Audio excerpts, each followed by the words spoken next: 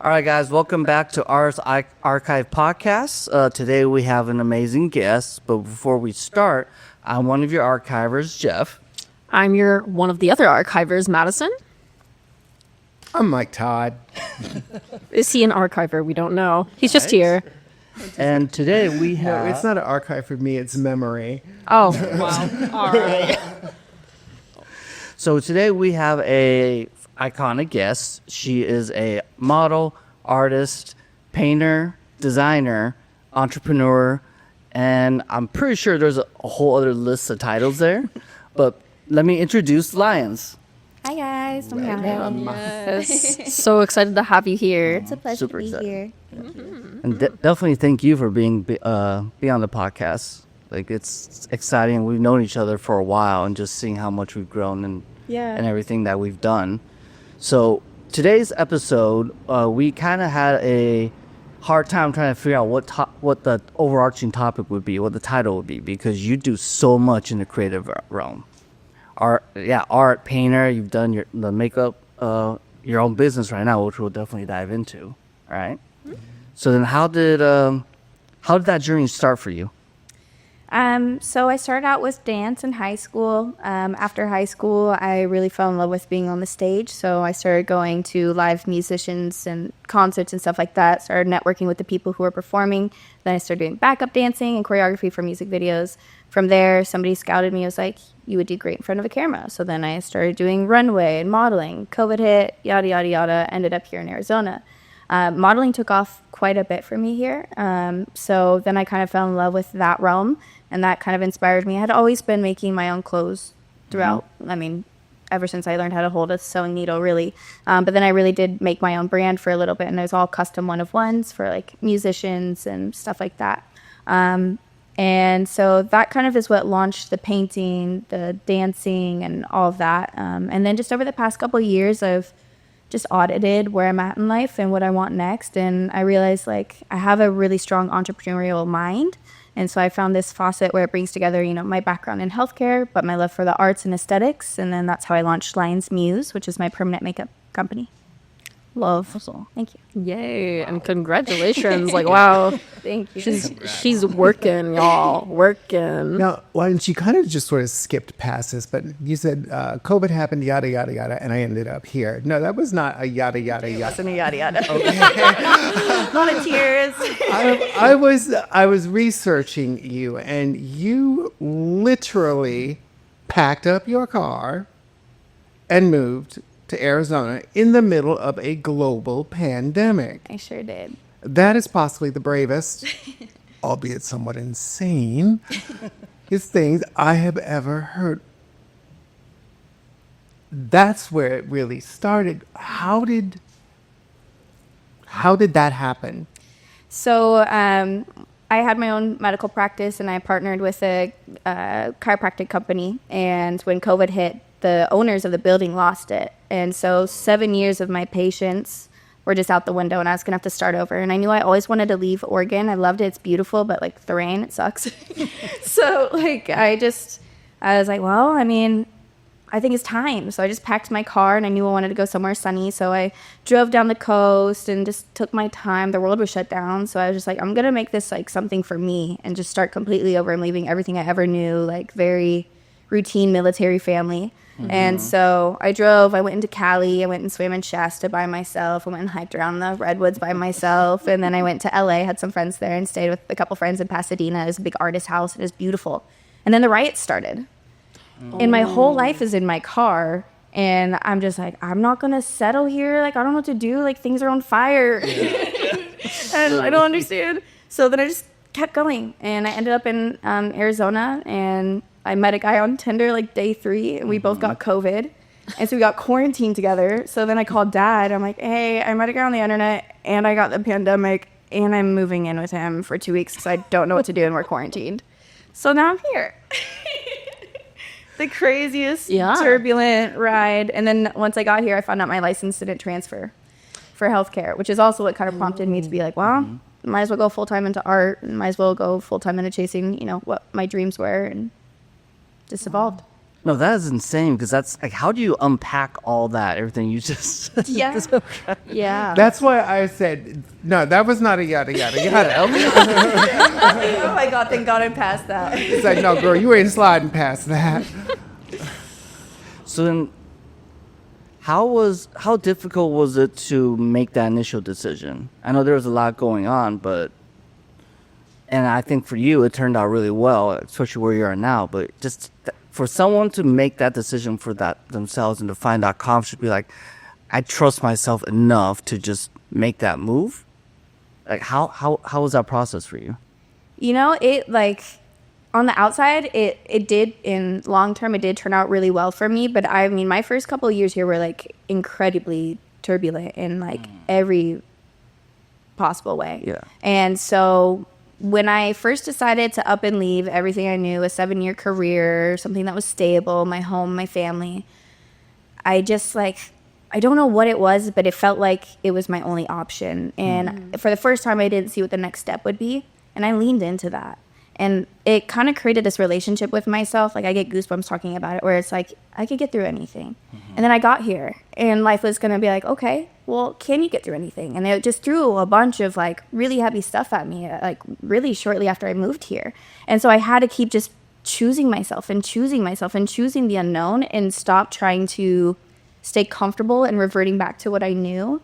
And I feel like that's kind of been a consistent theme since about 2020, is just not trying to be a familiar version of myself and just constantly recreate every single day and not be afraid of it. Like, just lean into it. And so, yeah, I'm in a good position now, but it required a lot of shedding. And I'm so thankful for it. Like, who I am now and who I see myself becoming, I didn't know that was possible when I first moved. That is a super powerful message. Absolutely. It really is. And like that endeavor is so much. And what are like, when you were moving, you probably learned like so much about yourself, and you're like, wow, what is happening? What was one moment you think that like you really learned something about yourself through that move? So I come from a militant family. Everything is methodical, it's thought out, you execute, you plan, you prepare, and then you just go and attack. And I'm in the middle of Shasta, and the park's technically closed, and I'm just floating. And my little bald head and covered in tattoos, and there's nobody there. And I'm like, this is me now. Like, I want to let go. I want to just stop feeling like I'm living in these, like, constraints of, like, I was conditioned to be, either through, you know, family or just upbringing and surrounding and exposure. And there's nothing wrong with any of it. I'm thankful for all of my exposure. But I was just like, no, I'm just going to choose from here. Like, I'm starting over. Like, that moment of freedom when I'm literally just floating in Shasta by myself, I literally just, like, took a deep breath and started crying and kind of, like, laughing. I'm like, I probably looked insane. But technically I was. But it just felt so freeing. And I've been tasting that feeling and, like, trying to recreate that in every possible way that I can. Okay. That's great. Yeah. I love that. And like, I think that exploration, like I can't imagine that moment for you, because it just probably was like so calming and all overwhelming at the same time. 100%. Yeah. I love that. To sort through that, your focus must be incredible. So you moved here and you started modeling. You started modeling. You started running your own business. Wow, totally impressive. So, Okay. what was the first steps once you got settled in Arizona? Like, what are the things that you focused on first? First and foremost, once I found out my license wouldn't transfer and I couldn't do, you know, the 7 years of a career that I already had. That's crazy. I kind of just wanted for once to have like a little silly side job where I could choose my passion. So I worked in like boutique healthcare where I could use my resume, but not necessarily the licensing. And then I just chased my dreams. Like when I first got here, I was dabbling in making music at that time, which is so funny to think about. I remember that. Which you were amazing. Thank you. I know. Right when I got here, I got casted for like a photo shoot, and then they did this like big event, and then they're like, "Oh, will you perform? I heard you make music," and I'm like, "Sure." You know, if nobody likes it, they'll never see me again. I'll hide. Was that the event at the mansion with the? Dead Gal. Yeah. That was actually Black Tape Project. Yeah. Yeah. The Foco event, AZ Foco, the photo shoot. Yeah, I remember. That's how I met you. That was my first event here. Yeah. Oh, that's crazy. I didn't know that was your first event. Yeah. Wow. So then how'd that process go with the music? It was cool. I just kind of like, for me, I'm all or nothing. And so if I get an idea, I'm just like obsessed and I go into it. And so I really did. I mean, I have it recorded and like it's completely finished, but it didn't have that fulfillment. Like it was the passion, but it wasn't fulfilling. So it's like, well, what's my why for putting it out? Is it to be like, add it to the resume? Now I do music. That's ego. Yeah. It's not like authentic to me. Like I can do things just for passion. Like writing that is the song that I wrote when I was moving from Oregon to here. And it was a song about like just starting over and choosing myself, and I'm by myself, and here we go. But that was for me. Like it didn't need to be for everybody. So I'm very intentional about like what I put out in the world and why, you know. So the music I did full out and I had a great time, and then I was just like, not for me. And then the modeling honestly took off, and that was a fun new parallel for me because I was used to mainly like dancing, choreography. So I just leaned into the modeling. It was great, you know. What were some of the areas that you focused in terms of modeling? Runway. I mean, I loved print because of my background in dance and like creative directing. So I liked being in control. But once I had the taste of being on a runway, it's like the stage presence. And again, it's not for like the applause or the eyes on me. It's like the relationship you build with somebody who's designing their clothing, the people who are putting the set together, the people in the audience. Like there's this just beautiful cohesive energy when you're on stage where we're all just pursuing our dreams and we're all so present in the moment and just enjoying each other's art and craft in whatever facet it is. And I loved it. I love that answer because that's I think for all of us that's a big part of what we love, why we love doing what we do in the creative industry as artists. Just that connectivity with different artists, different creative mindsets, and just building from there. Have you ever tried acting? Ooh. I have. I've done a couple short films. When I did a Theater. Never theater. Try it. Oh, the few times I've tried, I've done like an acting class when I did like this runway in LA. It's just not me. Like, I think it's really cool, but I tried it and I just like, it feels so foreign, not in a way where like I'm afraid of it, where it literally doesn't feel like something I would enjoy. Yeah. Oh, because that, never mind. Like, Well,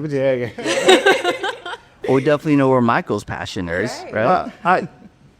That live audience Yeah, I could see that. interaction is just, geez, it's the best adrenaline in the world. I don't care what anybody says. That's how I feel about dance too. Same thing, like you're emoting, you're telling a story, but without, like, for me, like if you give me a script, I have memory of a goldfish, it's gone. There's no way. But with dancing, like I love being on stage, like you said, is that crowd engagement and that performance. I'm actually really excited to have one tonight. Yeah. That I haven't done in like years, but it's a really cool relationship to build when you're not one-on-one, but just faced with somebody who's just there to consume whatever art you're producing. Is there also an element of expression for you with your art and what you do? Yeah. Right? If you were to look at like the course and the evolution of my art, you could tell like where my mindset was at, whether I was like thrash and like reactive or like in peaceful and healing and like almost like becoming a recluse, and then, you know, just coming back out again and feeling like sexy and empowered, or feeling more like classy and reserved. Like there's so many phases that are portrayed through my art, whether it's the modeling or painting or dance. I wear my emotions on my sleeve. Yeah. That resonance that you have, because like as a dancer, I would imagine that how you express yourself is very resonant within yourself. How hard can that be to express to other people at times? Verbally, or just like, verbally and or in dance and stuff like that, in any form. Do you find, actually it would be really interesting here, do you find it easier to express in like the art mediums or, That's a really good question. I feel like it kind of depends. I feel like I'm pretty communicative. I love writing, and so a lot of times like I'll write whatever I'm feeling before I communicate. And I'm very intentional and methodical about what I'm trying to portray. So that definitely does come out in my dancing. I did find it easier when I was younger to dance and use art as my medium of communication. But as I've grown I feel like it's evolved into like poetry and stuff like that as well. I love that. So you're also a poet. Great to know. I was just about to ask that. Add that to the resume title. The CV is wild. Okay. Now, recently we had another guest on who was very focused on one thing. That was his take. And you seem to have your hands many a pie. So his belief in you should just focus in one thing is in direct contrast with yours.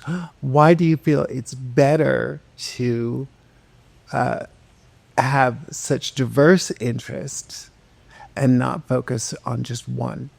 I love that you brought that up because that's actually a big part of the lesson that I've learned this past year. I don't think there's a right or wrong. I think in life in general, I think what works for you works for you, When I was younger, 2 years ago, I was definitely like, I could wear all the hats. Like, I want to do this. I want to do creative directing. I want to write. I want to model. I want to make the clothes. I want to design the set. And I want to choreograph it. And I want to write the song. And it wasn't out of like, I can do it. It was just like, I want to experience everything that my brain can bring to the table. Mm-hmm.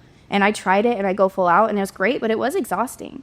And so this season of my life, I'm allowing myself to evolve from the 14-year-old me that had the dream of doing everything and meet myself now. And so now I am very focused and much more career oriented and more so focused on self-development, which is in direct correlation to running a business. It's a mirror to yourself. And so I think there's seasons of life where sometimes it is cool to play full out and go all different directions and express yourself. But right now I'm much more grounded and focused on just peace, happiness, and prosperity.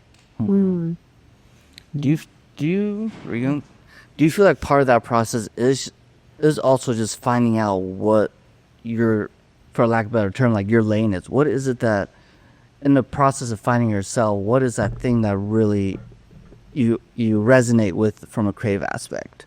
Again, like, I just don't think that there's one lane. I think that we are allowed to evolve. Like, and back then, my lane was everything. I did everything, and I loved it. But now, like, I've evolved, I've changed, I've been through things, and I value different things. I've experienced things that make me put, time with my family is much more important than being able to juggle all these rehearsals, And so now, I don't know, I've just changed, and I think that that's something that we should all be allowed to do. That's the evolution. It is, yeah. How do you view, like, I don't want to say the older versions of yourself, but do you still appreciate those moments of exploration and stuff like that? Because what I see a lot is that people tend to regret exploring or like, oh, I shouldn't have done that. Do you find yourself appreciating it more, or is there like this sense of regret sometimes looking back on some of the things you did? That's a really beautiful question, honestly. And well said. I don't regret it. I am really thankful that the younger version of me who was really lost wasn't afraid to put herself out there. And I'm really thankful for the version of me now who has continuously chosen myself after going through a lot of traumatic experiences and continue to play full out in a different way. And I know that there's going to be another version of me even in 6 months. And so I think that every single chapter, all of my mistakes, all of my triumphs, all of my in-betweens and feeling lost are all part of the greater picture. And I don't think there's one identity I'm chasing. It's just freedom. And I might evolve again and again and again. And I'm probably going to make mistakes again and again and again. And I'm okay with it. I love that message. And like fire sign solidarity for real. That's what that is. Yeah. Let's talk about muse. First question, what is your muse? I like that. Honestly, the unknown. Like, I feel like because I came from such a, like I said, militant upbringing, like planning and structure was so vital, and that's given me a lot of really good skills. But I love just leaning into the unknown and just taking the next step. And so my muse is like almost, I can't even identify it. Because I know that there's something so magical about just showing up in your presence and in your intention and letting whatever it may be present itself, and being thankful and grateful every day. That's powerful. Yeah. Wow, that's. You got us thinking and speechless a little bit. I'm like, It's fun, guys. but I love Oh this. wow, okay. Yeah, clean this up and hit it. So then, with your this current chapter, current season of your life, what is your focus then as you move forward? Because you have started your own business, correct? Tell us a little bit about that. So I started Lyons Muse as a permanent. Actually, Lyons Muse was originally my clothing line. Live life by design. I've always believed that you should be the designer of your own life. And so it started out with clothing, and then it has evolved into permanent makeup. And I really enjoy it, and it's a lot of fun. I definitely see that I like the business structure. And so I'll probably evolve into maybe like a franchise and more of a business model, whether it stays in the permanent makeup realm or not. I'm not sure. This is where I'm at now. I'm going to play full out until I decide what my next move is. But I just really like the idea of like self-exploration. Yeah. And so kind of what I was talking to you about off scene is, you know, creating a little podcast for myself to talk about the lessons I've learned. I feel like I've been given a very colorful, interesting life, and I've learned a lot of things, and I would love to be able to put that out there and again influence people to be the creator of their own life. Live your life by design. What does that mean each day? Or some lessons that you learned that you think younger individuals who are artists or creatives or even just entrepreneurs should know? Things that you learned that you would like to kind of give advice. Yeah. Bet on yourself. And I know that sounds so generic, but being able to just have this relationship with yourself to know that if I make a mistake, I've got it.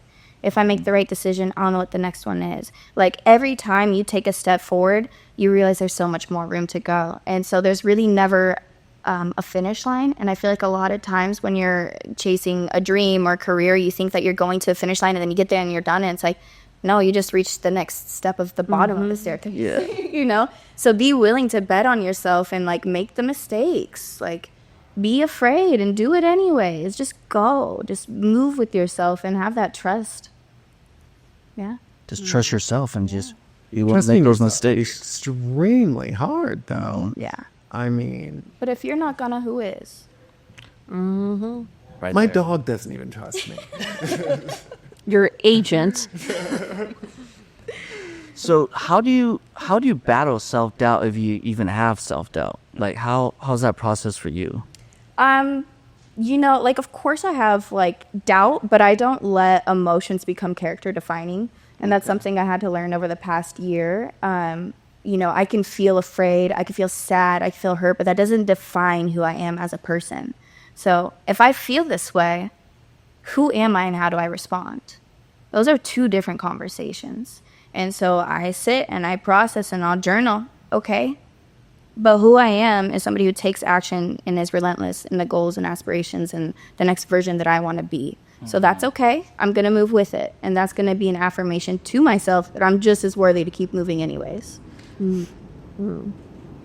Yeah, because doing something with fear and still being confident is really, really hard. What's something you would tell to somebody who's still kind of holding on to that fear and trying to reach that confidence for themselves to either do it afraid or just try to like let a little go? Yeah.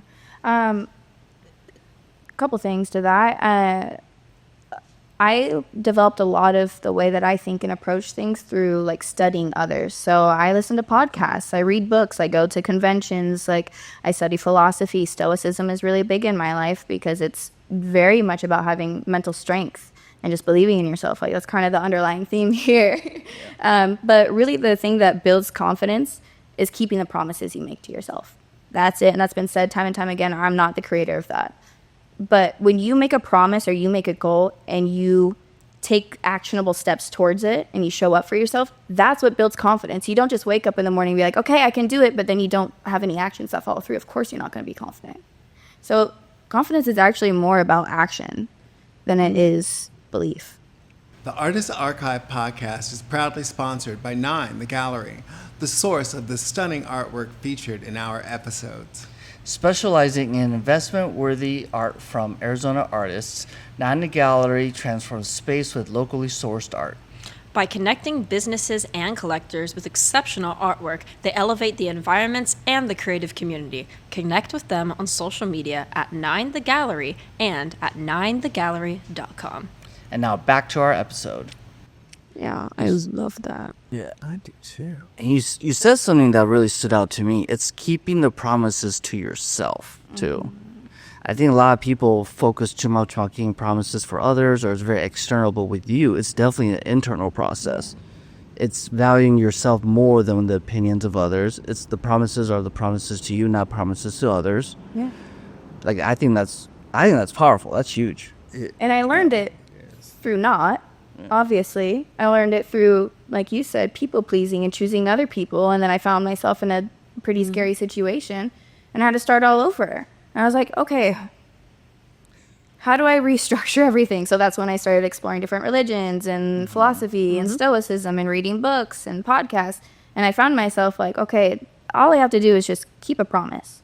So, okay, well, if I'm starting from the bottom, I'm really hurt. I'm just going to start with going to the gym. And I know I want to start my own business, so I'm going to save up. That means I'm going to work 3 jobs till I can even start working my own business, you know?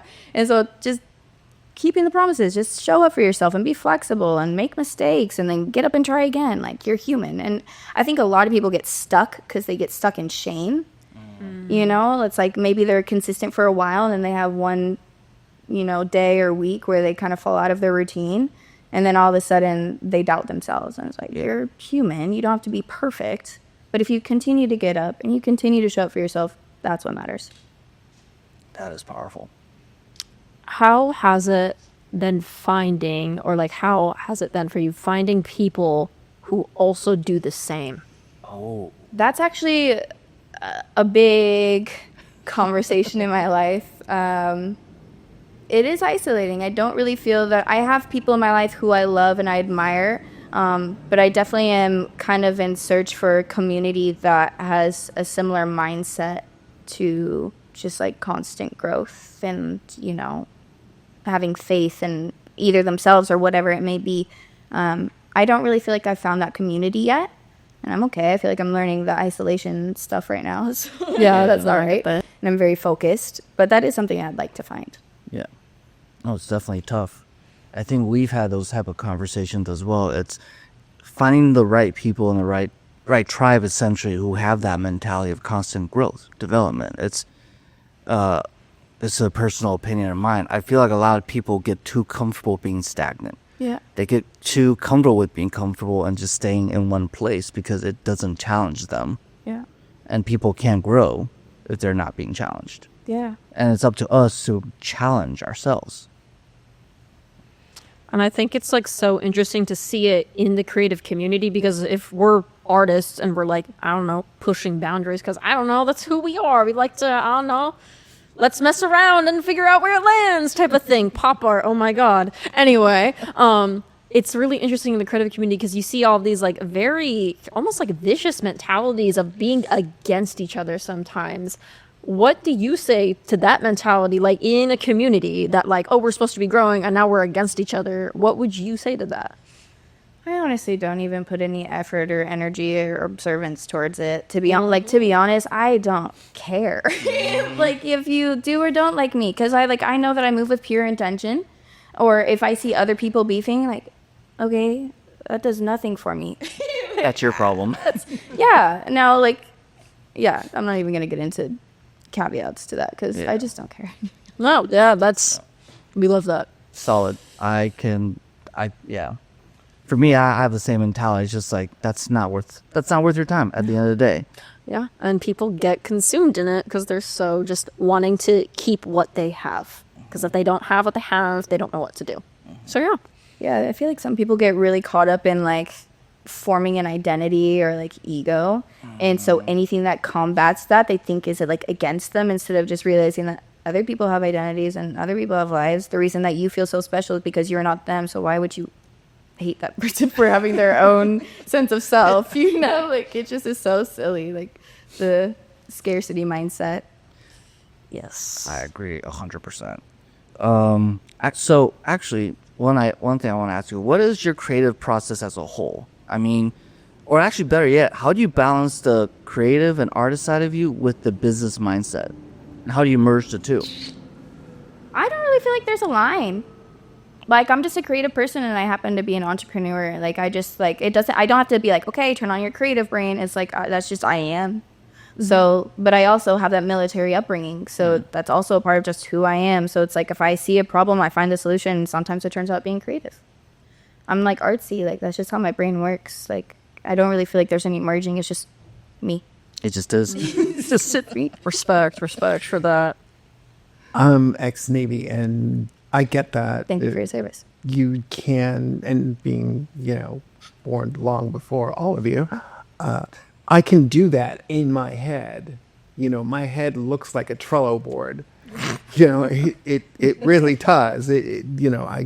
It's in my head, and I just have to take it out of my head and put it on the Trello board. Yeah. But so I totally feel you for that, and it does help having that military discipline, either because you were in the military or because you were raised with it. It does help you with your organization and being able to do it, as I said, literally in your head. Yeah. So you move here and you start your own business, and it's Lyons Muse, and you do tattoo cosmetics. I don't have any tattoos, and clearly I think you have one or two I somewhere. have a couple on my face. Yeah. I hide them, though. Does that hurt? I mean, we're talking on your face. I cried when I got my ears pierced. Yeah, honestly, it's crazy. Like, so I started doing lips for about a year, and then I did the continuing education to do the brows and the eyeliner. And I could, like, when I was doing practice skins for the eyeliner, I'm like, okay, this is easy. It's like a straight line, whatever. I've been doing this for a year. And then I have my model in front of me, and my mentor is like showing me. She's like, okay, so this is how you stretch it, and this is how you tattoo. And then she gives me the gun, and I was like, I have to literally put this needle next to this person's eye. There is the problem. I really can't even like put contacts, or like I could hardly do eye drops myself, and I was like trembling to do it. And so I get through the first one, and I'm like, all right, well, it's a really smart business move, but I don't know if I'm gonna like offering it. And so I put it on my website, not thinking, I just don't advertise it, and then I get a booking. And I show up to my booking, and they don't speak any English, like not even like Spanish, where it's easy to identify. And I'm like, okay, here's Google Translate. Like, and there's 3 women, and they all wanted it. So I literally had to I went to Google Translate, and I turned to the language list, and I scrolled. I was like, here you go. And they clicked on their language, and we had to like Google Translate for like 30 minutes. I'm about to tattoo your eyelid. And like, I'm going to scuff the eye, I'm going to stretch the eye, I'm put numbing on, and you can't talk to me for 40 minutes. Your eyes have to stay closed, and you just have to trust me. It was so terrifying and so scary. But she did it. She sat through, and she said it didn't hurt at all. I don't know. It's crazy. It's an insane industry. Like, I just did an eyeliner yesterday. I'm like, I can't believe I'm just tattooing people's eyeballs. Like, it's insane. Like, I used to not even do eye drops. But now I love it, honestly. I'm comfortable with it, but that's crazy. You have such incredible self-confidence, and I know a lot of people say, "I'll fake it till you make it," and I understand faking self-confidence. Are you faking it? No, because like I'm not trying to get anybody's approval. It's like I'm confident in myself, whether there's a crowd around or not. Like, and that's not, again, it's not like cockiness. No. Like And I hope you didn't think I was angry. No. Okay.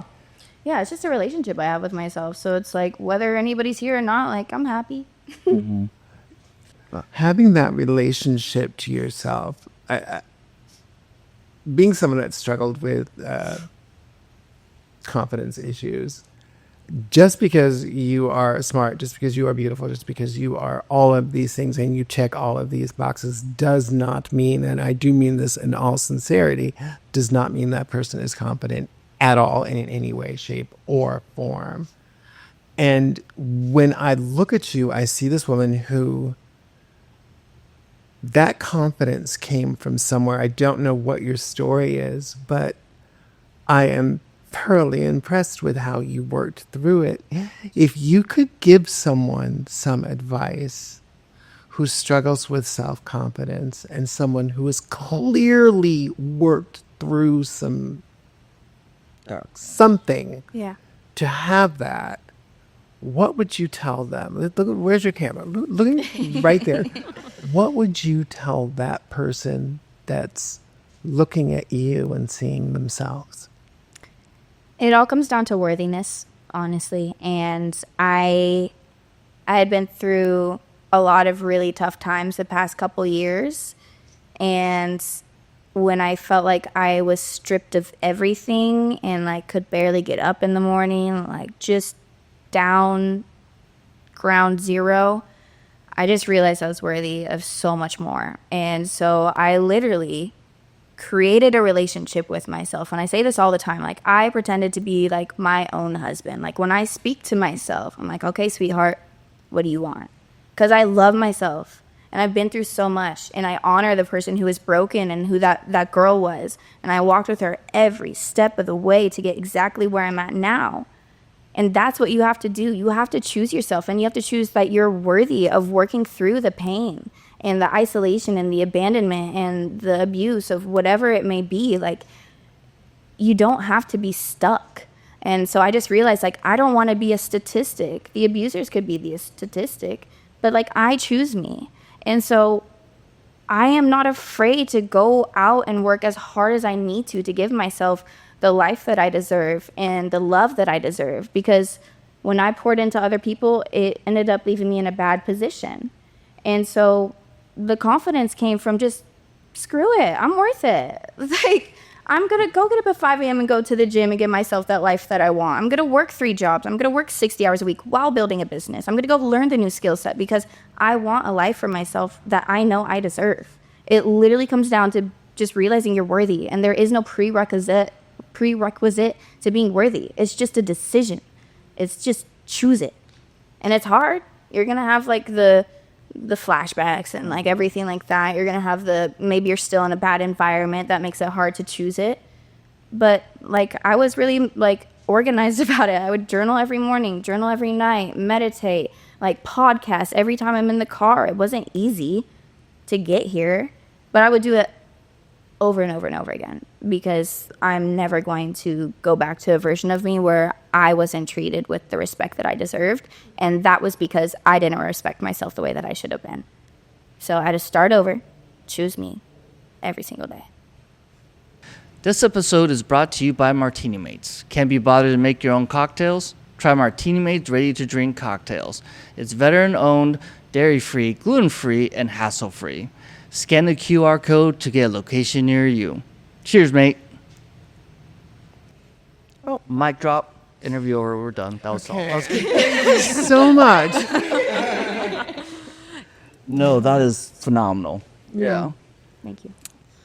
I like the part where you said that, like, you know, you treat yourself like how your husband would, right? Yeah. So it's like you have this internal and external relationship with yourself. Is it like, I don't want to say like, is it low-key kind of disassociative at times to like have both? But like, how do you foster that for yourself to also have like the internal dialogue and also this external dialogue with yourself?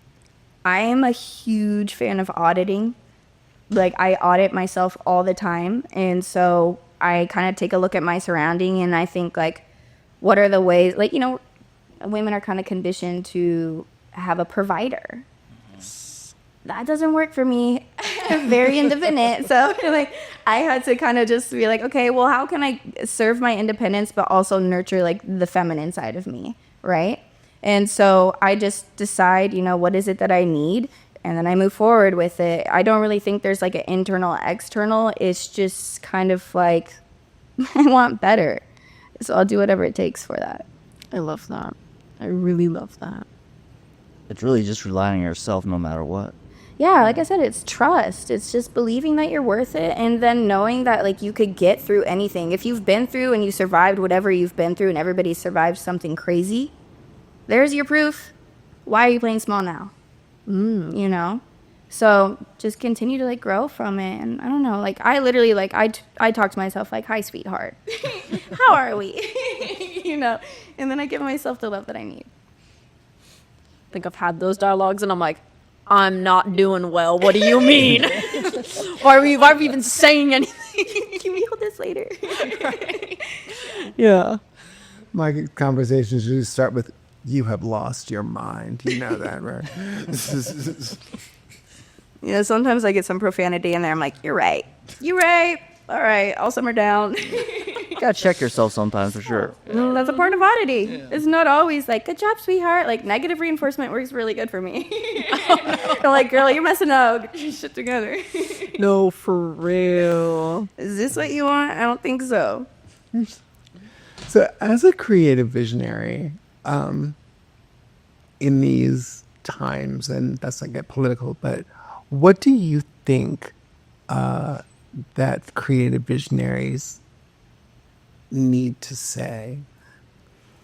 Creative visionaries always seem to have a message. They always seem to have things that they won't need to say.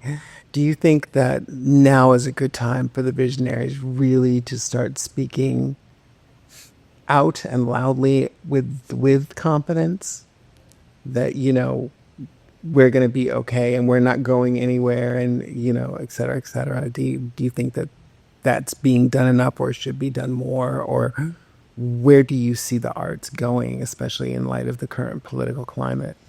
Yeah, that's a really good question. I mean, honestly, I think there's a lot of nuance to it because it just depends on what side of the spectrum you're at. You know what I mean? Like, everything is so extreme these days. So with that said, like, yeah, you kind of have to be loud in the way you express yourself these days. Does that mean there's a right or wrong? Does it mean that I don't know. I don't think there is a solid answer to that. I think that it's just do whatever you think is right. Life is short. If you got something to say it. If you think that it's better to be quiet and peaceful, then do that, you know? Yeah. Just be authentic in whatever way that comes out. What are some of the things that you want to focus on as you move forward? Whether it's from the creative artist side, whether it's from business entrepreneurship, or what are the goals? So I've kind of like restructured my life. I used to think that everything had to be like in a pie chart and like evenly split up and like I need to have this much time here in business, this much time in fitness, this much time blah blah blah blah blah. And I listened to a podcast actually recently with Jay Shetty. I don't know if you know him. Yeah. But he was talking about setting your life up almost like as a city coordinator, city planner, and you have pillars of your life and there's a roadmap. And so when it comes to focus, like I want to focus on having a cohesive flow in my life. And sometimes that's going to mean just going all in on my business. But I don't want to isolate and take away from my family and my friends and my freedom and my playtime and my curiosity. And so like, yeah, I have a driving force to have a better and fuller life, but the target is moving. And I want to give myself that freedom because I feel like for the past couple of years, I've been very like, okay, I'm going to be the best model and like I'm going to do the best dancer and like so competitive in the way. And now I'm just like quality of life, wherever it takes me. Yeah. That's hard. That's hard to get to that point to like know that you're like, it's just going to come. Yeah. And that's trusting the unknown is hard. Don't worry about it. Everything is going to be fine. I'm not worried. Fine. No, the reality is like there's going to be times where everything isn't fine. I'm not blind to that just because I've gone through some hard stuff, but it's because I have that resume of like, okay, well, if I could get through that, I could get through anything. And then again, it's you trust in yourself that you can handle it. So like just move forward without feeling so timid. Like shit's going to happen. Yeah. No, definitely. But you'll be okay. The Artist Archive podcast is brought to you by Curry Fragrance. Curry Fragrance is the fragrance that embodies the delicate balance of clean freshness and timeless femininity. For the woman who radiates effortless grace, understated elegance, and quiet luxury, Curry Fragrance is your signature scent. It's more than a fragrance, it's a reflection. You'll get through it. Yeah, we've actually had this very conversation amongst ourselves. Been through worse. Been through worse. Yeah. I'll say this: podcasting is not easy. So there are definitely hurdles and everything too, and it bleeds into our like personal lives and just trying to just lean into it, trust it. Like yeah, anytime anything negative comes in, we're like, no, we gotta trust the process. Trust that this is what we want to do. Right. Trust that like we. And Trust in each other too. And there's a confidence that comes with that that I think a lot of people don't talk about because you know what? I worry about a lot of things, but I worry about nothing that is sitting on this couch. You know what I mean? Yeah. Yeah. Go. I have 99 problems. These bitches ain't one. Thank God. It makes me go to, I can sleep now. 98 problems. These bitches ain't one. I listen to that. Yeah, you guys can tell that you guys have a really cohesive flow and friendship, and it's really beautiful to see. Appreciate that. Yeah. But so you're out there being a woman show. Okay. What's next? How? First of all, do you have more hours in the day than everyone else? Because you really do have a full plate. And what's next? Where? Yeah. I think that I just want, like, for the first time, I want to just enjoy and be free. Like, I don't want, like, obviously, like, growing my business is a huge focus, but, like, I want to just have fun. Like, I just want to be free and enjoy myself and, like, enjoy the process and not try to make it like a deadline and a race to get there. Like, it's gonna come. The momentum's there. All I gotta do is just show up. But I also want to, like, I haven't really had a point in life the past couple of years to just enjoy my family and, like, enjoy my friends and, like, go out and have a nice dinner. Like, I just want peace and stop trying to, like, be this something, like, be some title that I used to chase. Just not there anymore. Yeah.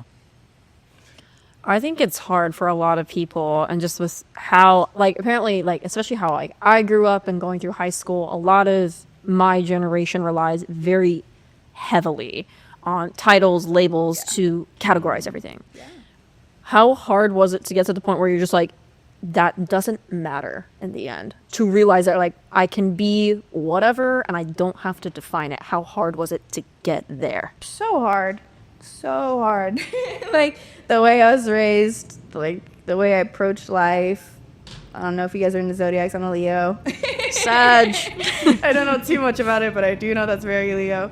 No, honestly, like, even just these past couple weeks, like, I left my day jobs to go full-time into my business because it's producing very well, which is a big step. I had been working 3 jobs while building a business, so Congrats on that, by the way. That's huge. That's a big growth. And that alone, like, the second I quit my job, you know, you guys reached out to do the podcast, which I'm really happy and thankful for. And then I got an opportunity to join a dance company. I was like, oh, like, the second I opened up my life, it's like everything is coming, like, to fill it in. And it's like, no, okay, I'm going to do these little projects. I'm going to have a lot of fun with it. And then I'm just going to chill. I'm just going to be free. I'm just going to be present, be spontaneous when I want to be, and just tap into, like, this new version of me instead of being so just a monster and aggressive and, like, militant. Like, I'll use those skills, but not make it be the identity, like you said. Yeah, it's hard. I love it. Yay, spontaneity. So I kind of want to dive back on some things from the more artistic realm, what you did in the past. What are some of the favorite moments that you've had when you were modeling, when you were in music, when you were painting, designing? The standout moments for you?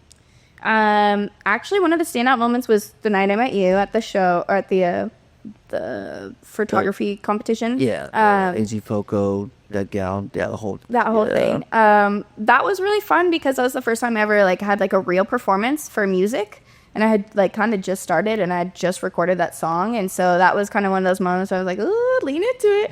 And it was a lot of fun. Like, again, it's not something I want to do, but it was a standout moment for sure. Because I kind of was just like, I don't know anybody here. And I'm literally about to sing and rap in front of these people. That's crazy. Like, I just moved here. I'm either going to make a fool of myself or a name, you know? And Either then way, they will know who I am by the time I leave. I'm, like, bald and covered in tattoos. There's no hiding if I mess up.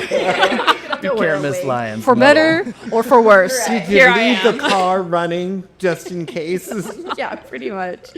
That was crazy. Winning Female Model of the Year was really cool. Not, again... That was Arizona trending, right? Yeah, I remember that. Not necessarily because it was like, me, I won, but it was because some random little pale, bald, tattooed girl won. And I think that's what was cool because it was celebrated that, like, the authenticity was chosen for Female Model of the Year. Not for, like, the best, like, etiquette or the, like, most clean look. It was Or just... most popular, Yeah, it was just literally the fact that I was, like, unique. And I think that should be celebrated, not necessarily me, but individually in life, you know?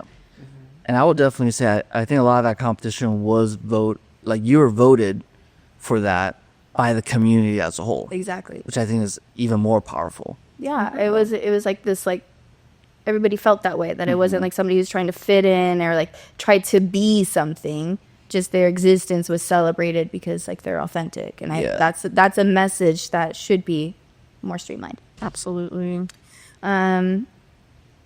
Yeah, and then honestly, this last runway I did, it was really cool, but the standout moment was that, like, I'm over it. And, like, I'm really thankful. It's a beautiful experience. It always is. But I, like, realized all the rehearsals and, like, while I'm on stage, I'm like, I don't have the love for this anymore. And that was really cool for me to see because it made me realize, like, have I just been chasing a dream that I had when I was 14 when I'm almost 30? The disassociation. Wait a minute here. So then I kind of, like, I said I do a lot of auditing. So I was kind of like, all right, what's next? You know? So a lot of really beautiful, amazing experiences that I'm very thankful for. But I think I'm ready for whatever's next. I don't know what it is, but I'm here for it. That's awesome. I mean, I'm definitely excited to see what you do because every time you do something, it does stand out. It's very authentic. And it's crazy to me how you were explaining how these certain moments you might be nervous or whatnot, but every time I saw you on stage, whether it was at that competition, whether it was Arizona Trending, runway, all that, I never saw a lack of confidence in you, right? Like you just owned it. You're always there, present, 100%. Yeah, because I want to, like, I mean, life is so short. Like, even if I'm fearful and nervous, that doesn't mean I'm not going to, like, full-heartedly be present and enjoy it. You know, even like today, I was like, oh, I hope I don't stutter. But I love doing this. I love connecting Stutter with all people. the time. They'll fix it and edit. Don't worry about That's it. what AI is for. They'll fix that. But, you know, just showing up and being present is the best part about anything, really. I think one moment that I watched you and I totally knew you were present when you did Phoenix Fashion Week last year for the garb and you closed the show with that jacket. I was like, no, I saw it. I was like, next to it, I was like, oh, it's going to be so good. It's just going to be so good. I remember talking to the designer. She goes, I want her to do it. I'm like, this is a good choice. That's who you should do it. I love that. That was a really fun line to walk for. Yes. And like, wherever that video is, guys, that jacket was so cool to watch you come down. I was like, I am fully engaged right now. And I'm like, send next. Oh yeah, we're at the end. Line up now. So yeah. Job for a sec. You're like, Hey, I gotta watch it. That's great. And I was like, yeah. All right, let's go. Type of thing. So yeah. That was awesome. So, model. You're also a designer as well. So tell us about your line. So it was mainly like custom one-of-ones. So I would get an inspiration for like one piece. I've never really created a full line or anything to like made to print or anything like that. Like I really like the idea of like you get one of one and it's mine. I actually started painting on canvas, taking it off of the board and then sewing it onto my clothing. And I wanted to do like a runway where like basically my art is on clothes, and then it kind of transitioned into streetwear and all this kind of stuff. So I make clothes every once in a while. Mm-hmm. I don't have a lot of time, obviously. So I haven't. My sewing machine is actually in my storage unit. So criminal. don't let Michael find out. Yeah. Seasons of life. I am not much better. Mine's sitting on the desk, but Collecting dust. Mm-hmm. Yeah. Yeah. But it's a fun outlet. It is. So do you have something that you, I don't know, lean toward or gravitate toward, or does it just like a revolving door? It really just depends. Like, I feel like it really kind of depends where I'm at, honestly. Like, sometimes I'm really drawn to paint, and then I just need to put in my headphones and nobody talks to me for like 8 hours, and I'm just going to get lost. Mm-hmm. And I love that. And then sometimes I need to go like take a dance class, and I can't be in control because I'm in control all the time. So like you tell me what to do and I'll do it. So I love going to dance classes. And yeah, I mean, sometimes I just like to listen to music, and to me that feels really creative. It's just like hearing all the different instruments and sounds and soundscapes, and I get really lost in that too. Just appreciating art as much as I love creating it. What's your favorite form of dance? I grew up loving contemporary and lyrical, and then as I've kind of like stepped into like my strengths and like embodiment, I really like heels dance. It's kind of like what you'd see in the background of like music videos, so it's like sexy and powerful and like almost like hip hop. I really like that expression because I feel like I'm pretty like dainty and like kind of quiet in my day to day. Maybe because I've been in like healthcare for so long, I'm in scrubs. So like getting to go be in a space where it's all these like powerhouse like women and like we're all just like embracing our body and femininity. It's like so fun. It's just like I don't know, you just get so lit up on fire. Yeah. All forms of you are embraced, right? Yeah. So at Arts Archive, at the end of every episode, we love to ask the guests one question that they would love to ask the audience, get the audience engaged. Anything that just get a conversation going. So for the creative community and the artist community, or even just the community in general, is there anything that you want to ask specifically? Yeah. Kind of as I mentioned earlier, I think self-auditing is like a crucial part of growth and then also just being able to connect with yourself. So if you were to sit down and audit yourself, what are the areas in life that you are holding yourself back? What are the ways that you are letting fear and past experiences dictate where you're at now? And what's the next step? What's the next step?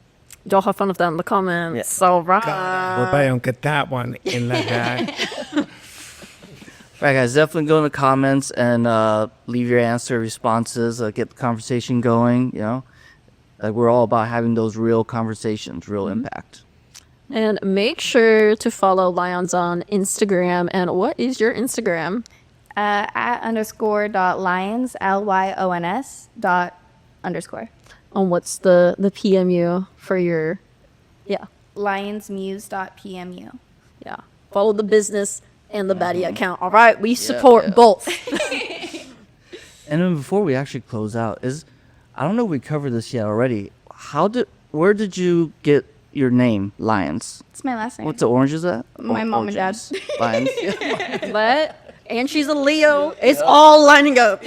I also had 12 cats when I was an only child, so It's all lining up. 12 cats and the only child. Does it add up now?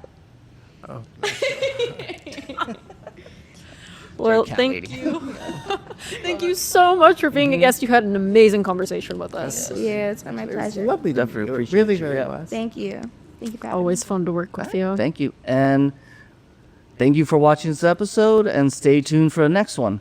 Bye, guys. See ya. Bye, guys.